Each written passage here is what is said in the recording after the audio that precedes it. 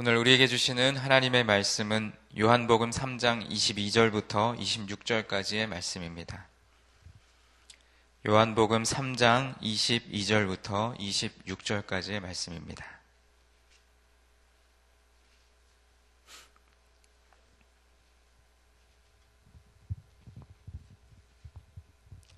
다 찾으신 줄로 알고 22절부터 26절까지 다 함께 봉독하겠습니다. 그 후에 예수께서 제자들과 유대 땅으로 가서 거기 함께 유하시며 세례를 베푸시더라. 요한도 살렘 가까운 에논에서 세례를 베푸니 거기에 물이 많음이라. 그러므로 사람들이 와서 세례를 받더라. 요한이 아직 옥에 갇히지 아니하였더라. 이에 요한의 제자 중에서 한 유대인과 더불어 정결 예식에 대하여 변론이 되었더니 그들이 요한에게 가서 이르되 랍비여, 선생님과 함께 요단강 저편에 있던 이 곧 선생님이 증언하시던 이가 세례를 베풀매 사람이 다 그에게로 가더이다. 아멘. 지난 한 주간 꿈새 사순절을 통해 많은 은혜 여러분들 받으신 줄 믿습니다. 또 이제 다시 일상에서의 새벽 예배 자리를 지키시며 또 요한복음 말씀을 계속해서 묵상해 나가겠습니다. 우리는 보신이 말씀 묵상을 통해 지난주까지 요한복음 3장의 말씀을 계속 묵상하면서 예수님께서 니고데모에게 말씀해 주신 내용들을 묵상했습니다. 오늘 우리가 함께 읽은 본문 말씀은 그 다음에 이어지는 이야기, 즉 3장 22절 이후부터는 세례 요한이 예수님에 대해 어떻게 증거했는지를 좀 더 자세히 살펴볼 것입니다. 우리가 이미 요한복음 본문의 앞선 말씀들을 통해 보았듯이 예수님께서는 갈릴리 가나에서 물을 포도즙으로 만드는 그 첫 번째 기적을 행하셨고 또 6월절 날 예루살렘에 가셔서 성전 안에서 물건을 사고 파는 자들을 내어 쫓으셨을 뿐만 아니라 많은 이적과 기사들을 행하셨습니다. 그리고 바리새인이며 백성들의 치리자였던 니고데모를 만나서 복음을 전해 주셨습니다. 예수님께서는 이제 이 일들 이후에 다시 제자들과 유대 땅으로 들어가서 그들과 함께 지내셨습니다. 그리고 예수님께서는 이제 그들에게 세례를 베푸셨습니다. 그때 요한도 근처 가까운 곳, 물이 많은 곳에서 세례를 베풀고 있었습니다. 세례 요한은 빈들, 광야에서 자랐고 또 광야에서 사역을 시작했습니다. 이 광야라고 하는 이 장소를 우리가 잠시 생각해 본다면 광야는 오직 하나님만 소망할 수밖에 없는 그런 척박하고 황량한 곳입니다. 이곳에서 성장기를 거치면서 세례 요한은 하나님의 임재를 경험했고 또 하나님과 동행하는 법을 배웠습니다. 그가 유대 광야에서 외쳤던 메시지는 우리가 참 잘 알고 있는 유명한 메시지이죠. 회개하라, 천국이 가까웠다라는 내용이었습니다. 세례 요한의 사역에 대해 마태복음 3장 5절로 6절의 말씀에 이렇게 증언합니다. 이때에 예루살렘과 온 유대와 요단강 사방에서 다 그에게 나와 자기들의 죄를 자복하고 요단강에서 그에게 세례를 받더니 라고 세례 요한에 대해서 소개합니다. 우리가 잘 알고 있는 것처럼 세례 요한의 그 목회 또 사역의 목표는 소위 우리가 요즘 표현하는 어떤 성공적인 목회는 아니었습니다. 제가 여기서 이 성공이라고 표현하는 이 단어는 요즘 우리 시대에 일반적으로 통용되는 의미에서의 성공입니다. 즉 교회가 양적으로 성장하고 교세가 확장된다는 의미에서의 성공입니다. 이 세례 요한이 이런 의미에서 성공적인 목회를 염두에 두었다면 그는 처음 시작부터 방향을 잘못 설정한 셈입니다. 왜냐하면 세례 요한이 사역을 시작한 광야라고 하는 그 장소는 사람들이 많이 몰려들 수 있는 장소가 아니었기 때문입니다. 자본주의 사회에서 성공적인 목회를 하려면 일단 사람이 많이 모이는 인구가 밀집되는 지역에서 또 충분한 자본력을 가지고 그렇게 시작을 해야 하는데 불구하고 이 세례 요한은 광야, 빈들에서 사역을 시작했다라는 것입니다. 그는 회개의 메시지를 선포했습니다. 그것도 사람이 밀집되어 있는 대도시 한 복판에서가 아니라 경건한 삶을 살기 위해 대도시를 떠난 그저 소수의 사람들만 살고 있는 광야에서 그 복음의 메시지를 선포했습니다. 그런데도 사람들은 이 요한의 메시지를 듣기 위해서 대도시에서 사방에서 광야로 몰려들었습니다. 요한은 수많은 사람들에게 새로운 삶을 살아갈 것을 설교했고, 또 그의 설교를 들은 사람들은 정말 그렇게 새로운 삶을 살기 위해 요단강에서 세례를 받았습니다. 이 요한 한 사람의 힘으로 그 모든 사역을 감당하기가 어려워지자 요한에게도 제자들이 생겨나기 시작했습니다. 요한은 사역의 초점을 양적으로 성장하고 부흥하는 데 두지 않았지만 그의 사역은 그 당시 유대 사회에 아주 새로운 반향을 일으키고 있었습니다. 심지어 사람들은 세례 요한이야말로 자신들이 기다렸던 메시아, 곧 그리스도가 틀림없다고 생각할 정도였습니다. 이처럼 요한의 사역이 흥황하던 시점에 오늘 본문은 예수님도 같이 사역을 시작하셨다고 증언하고 있습니다. 22절 말씀입니다. 이후에 예수께서 제자들과 유대 땅으로 가서 거기 함께 유하시며 세례를 베푸시더라. 이후에 요한은 여러 가지 상황 속에서 옥에 갇히게 되고 또 헤롯에 의해 목베임을 당해 죽게 되지만 오늘 본문 말씀 24절에 나와 있듯이 아직은 체포되기 이전이었으니까 요한의 사역도 현재 진행형이었습니다. 예수님께서 공생의 사역을 시작하신 이후에도 요한은 여전히 예수님에 대해 증거하는 일을 지속하고 있었습니다. 그런데 그때 문제가 생겼습니다. 요한의 제자들 중에 몇 사람과 또 유대인들 사이에서 정결하게 하는 일에 대해서 논쟁이 벌어진 것입니다. 그것이 오늘 본문 25절에 나오는데 이에 요한의 제자 중에서 한 유대인과 더불어 정결 예식에 대하여 변론이 되었더니 당시에 예수님이나 요한이 행하였던 세례는 오늘날 우리가 받는 세례와는 조금 다른 의미를 가지고 있습니다. 우리는 주 예수 그리스도와 더불어 함께 연합하여 주님과 함께 나의 옛 사람은 죽고 새 사람으로 거듭난다라는 의미로 세례를 받습니다. 이미 구원받은 것을 많은 성도들 앞에서 공개적으로 간증하고 또 표명할 뿐만 아니라 나에게 이루어진 구원이 어떤 것인지를 모형으로 보여주는 것이 오늘날 우리가 받는 세례입니다. 그러나 당시 요한의 세례는 그들이 그러한 예식을 통해서 자기의 죄를 회개하고 하나님 앞에 마음을 정결하게 하는 의미로서 그 세례를 받았던 것입니다. 예수님께서 요한의 세례를 받으신 것은 바로 예수님께서 그렇게 회개를 해야 하는 죄인들의 위치에 오셔서 세상 죄를 대속하는 하나님의 어린 양이 되셨음을 공개적으로 선포하는 의미를 가지고 있었습니다. 그런데 여기서 세례 요한의 제자들과 유대인들 사이에 일어난 이 논쟁은 바로 요한에게로 모여들었던 사람이 이제 점차 예수님에게로 옮겨가고 있다는 내용입니다. 그래서 오늘 본문 마지막 말씀 26절 말씀을 다시 보시면 그들이 요한에게 가서 이르되 랍비여 선생님과 함께 요단강 저편에 있더니 곧 선생님이 증언하시던 이가 세례를 베풀매 사람이 다 그에게로 가더이다. 이 지금 요한의 제자들은 위기의식을 느끼고 있었습니다. 사람들이 우리 선생님 요한에게로 많이 몰려들어야 되는데 지금 제자들은 그 많은 사람들을 점차 그 예수님이라는 사람에게 빼앗기고 있다라고 말하는 것입니다. 베드로의 형제였던 안드레도 처음에는 요한의 제자였지만 나중에는 예수님의 제자가 되었습니다. 세례 요한의 세례를 받고 그의 메시지를 경청하며 또 그 세례 요한을 따르던 많은 사람들이 이제는 예수님께로 몰려들기 시작한 것입니다. 이 요한의 제자들은 이런 현상이 생겨나자 적잖게 당황스러워했습니다. 아마 여러분들도 당시에 요한의 제자였다면 비슷하게 같은 생각을 하지 않았을까 생각이 되어집니다. 요한은 당시 가장 잘 나가는 영적인 지도자였습니다. 그의 메시지는 당시 유대 사회에 커다란 울림을 주었고 또 사람들은 그의 메시지를 깊이 새겨 들었습니다. 수많은 사람들이 요한에게 세례를 받고 새로운 삶을 살기로 결단했습니다. 그런데 그러한 인기가 마치 썰물처럼 빠져나가고 있는 것입니다.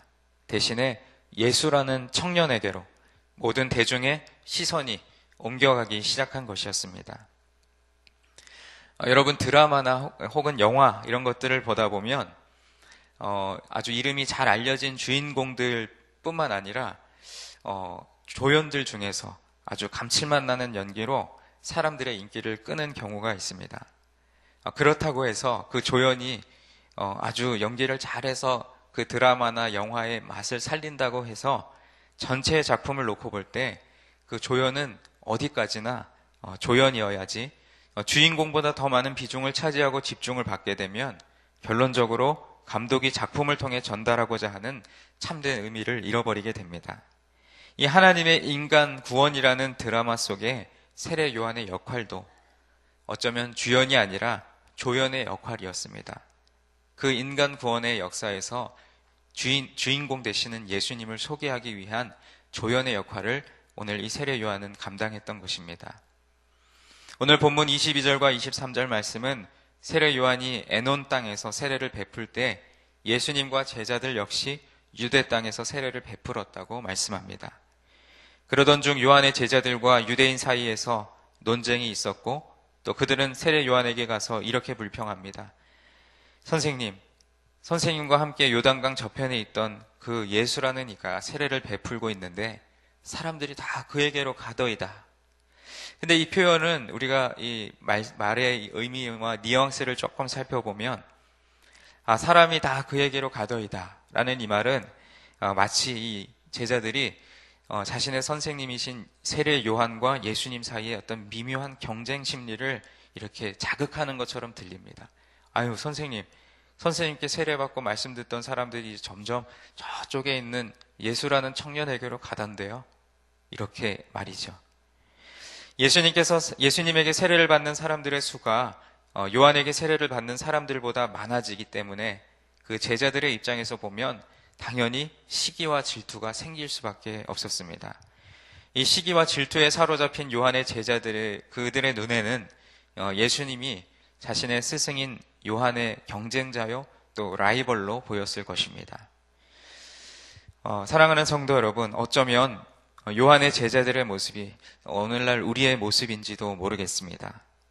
우리도 흔히 하나님의 일을 한다고 하면서 다른 사람들보다 자기를 드러내기를 바라고 또 다른 사람들에게 관심을 받고 싶어 하는 마음이 누구에게나 있습니다. 다른 사람들과 함께 하나님의 일을 할 때 내가 아닌 다른 사람이 더 드러나고 관심을 받게 되면 솔직히 마음 한편으로는 서운하게 되는 것이 우리의 속내일 것입니다. 교회에서 많은 봉사를 하는 사람들일수록 이런 유혹과 시험에 빠지기가 쉽고 더구나 저와 같은 목회자들은 이런 유혹에 빠질 일이 참으로 많이 있습니다.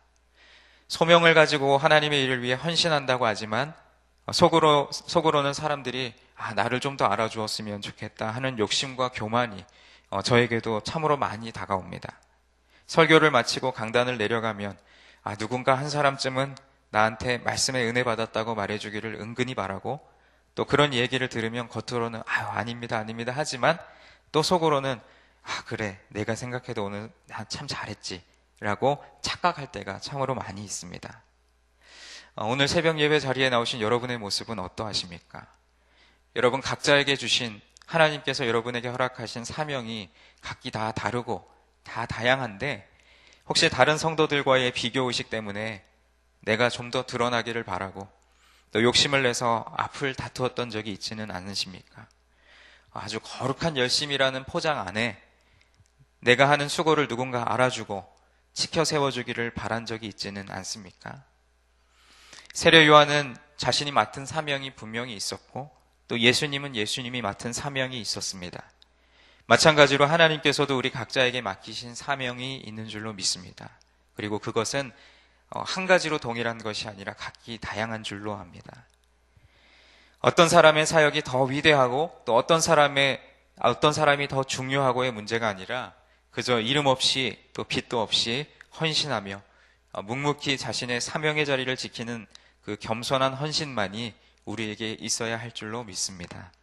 오늘 본문 말씀은 이제 이후에 이어지는 말씀과 더불어서 또 함께 묵상해야 하겠지만 오늘 이 새벽에 우리에게 주어진 이 본문 말씀에서는 요한의 제자들의 모습 속에 우리의 모습을 한번 비춰보기를 원합니다.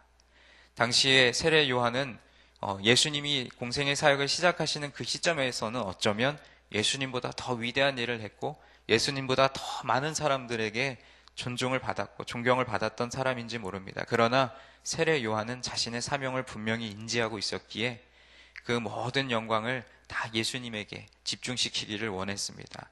그럼에도 불구하고 세례 요한의 말씀을 듣고 또 그 말씀을 통해 새로운 삶을 산다고 다짐했던 제자들이었는데도 불구하고 자신의 선생님이 점점 뭔가 세상적인 인기와 명예가 떨어지는 것 같자 불안해했고 시기했고 질투했습니다. 여러분, 우리의 모습은 어떠십니까? 혹시 나도 모르게 아니면 알면서도 시기와 질투로 얼룩져서 하나님께서 나에게 맡기신 사명이 변질되어 버리지는 않았는지 우리 마음의 중심을 살펴보기를 원합니다. 우리의 중심을 보시는 하나님께서 오늘 이 새벽에 주님 전에 나와 예배하며 말씀을 붙들고 또 기도하는 여러분의 간절한 그 마음을 들으시고 응답하시며 우리가 누구에게 보이기 위함도 아니고 또 오직 하나님께 영광을 돌리기 위한 우리의 삶과 또 믿음의 길, 신앙의 길이 되기를 주님의 이름으로 간절히 축원드립니다. 기도하겠습니다. 하나님 아버지, 오늘도 이 새벽에 우리를 주님 전으로 인도하여 주시고 또 요한복음의 말씀을 계속해서 묵상해 나가며 또 오늘은 본문의 말씀 속에서 세례 요한의 제자들이 논쟁하며 그 가운데 예수님의 사역이 함께 시작되어진 모습을 보며 시기하고 질투하는 마음 가운데 선생님에게 나아가 선생님이 증언하시더니가 그 많은 사람들이 그에게로 가서 세례를 받더이다 라고 이야기하며 은연중에 경쟁과 또 시기를 부추긴 것처럼 어쩌면 우리의 마음속에도 주님의 일을 한다고 하면서 다른 사람과의 비교의식 속에서 내가 더 드러나기를 원하고 혹은 내가 좋아하는 사람들이 더 앞장서기를 원하며 그래서 욕심과 교만에 사로잡혀 있지는 않은지 우리의 마음과 생각을 비춰보기를 원합니다.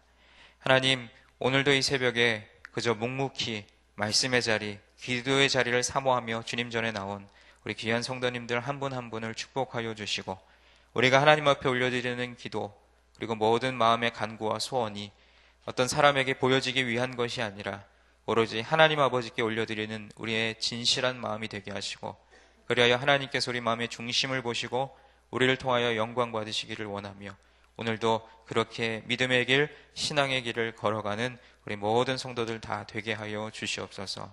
우리의 예배를 받으시는 주님께 모든 감사와 영광을 올려드리며 예수님의 이름으로 기도드립니다. 아멘. 오늘은 선교에 대해서 함께 교독하며 기도하겠습니다. 모든 민족과 나라에 십자가의 복음을 전하도록 온 세계에 12개의 선교센터를 세우게 하옵소서.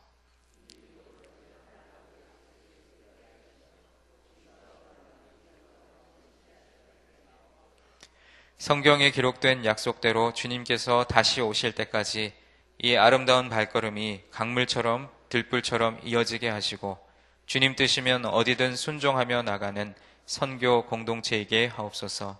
한 사람을 사랑하고 찾으시는 하늘아버지의 마음이게 하옵소서. 아멘. 주기도문 하시겠습니다. 하늘에 계신 우리 아버지, 아버지의 이름을 거룩하게 하시며 아버지의 나라가 오게 하시며 아버지의 뜻이 하늘에서와 같이 땅에서도 이루어지게 하소서.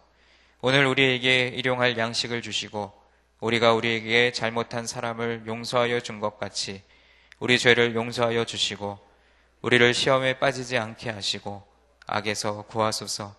나라와 권능과 영광이 영원히 아버지의 것입니다. 아멘. 지금 들은 말씀이 오늘 하루 우리의 삶으로 이어지게 하옵소서. 또 어제 우리 교회 등록한 새 가족들에게 평안을 주시고 또 우리 교회에 잘 정착하게 하옵소서. 또 계속해서 진행 중인 성경 2000 통독을 통해 말씀의 은혜가 깊어지게 하옵소서. 또 요한일서 4장 16절의 말씀을 통해 하나님의 사랑이 충만한 교회가 되게 하소서. 또 교회의 영적 리더들이 맡은 사명을 잘 감당하도록 능력을 더하소서. 또 부활의 기쁨과 감격을 누리며 또 나누어주는 한 주간의 삶이 되게 하여 주옵소서. 또 그 외에 여러분 각자가 가지고 나오신 기도의 제목 자유롭게 아르시다가 우리 삶의 자리로 나아가겠습니다. 함께 기도하겠습니다.